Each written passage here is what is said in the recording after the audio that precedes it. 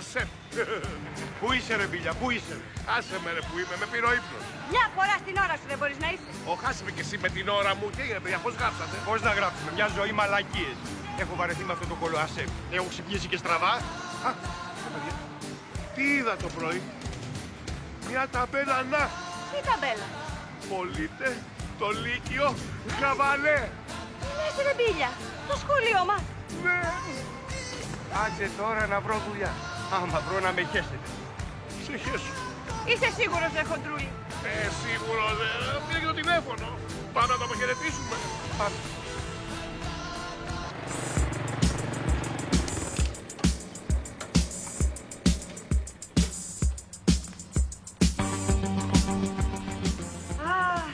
Το Λύκειο Χαβαλέ. Πόσες αναμνήσεις. Πόσες γκόμενες. Άσπρο. Είσαι για ένα στα γρήγορα. Έχεις δει πως είσαι? Δεν είμαι ωραίος. Πάρε δρόμο, χοντρέ, βλήμα. Τσίπησε. Καλά, έλα εδώ, άσπρο. Τελικά από αυτό το Λύκειο, πολύ λίγοι μείναμε. Λίγοι, πιστοί και άνεργοι.